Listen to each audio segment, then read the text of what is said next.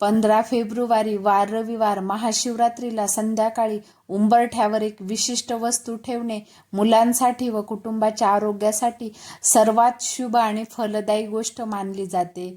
1 नंबरला नकारात्मकता दूर करण्यासाठी महाशिवरात्रीच्या दिवशी भगवान शिव पृथ्वीवर भ्रमण करतात असे मानले जाते. संध्याकाळी मुख्य उंबरठ्यावर दिवा लावल्याने घरातील नकारात्मक ऊर्जा दूर होते आणि सात्विक लहरीचे आगमन होते. 2 नंबरला सुख समृद्धीसाठी उंबरठ्यावर दिवा लावल्याने माता लक्ष्मी प्रसन्न होते आणि घरात सुख, शांती व धनसंपत्ती टिकून राहते. 3 नंबरला आरोग्यासाठी आईने मुलांच्या आणि कुटुंबाच्या आरोग्यासाठी प्रार्थना करत हा दिवा लावावा.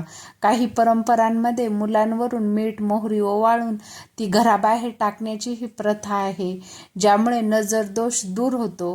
4 नंबरला प्रार्थना दिवा लावताना ओम नमः शिवाय या मंत्राचा जप केल्यास त्याचे पुण्यफळ अधिक मिळते.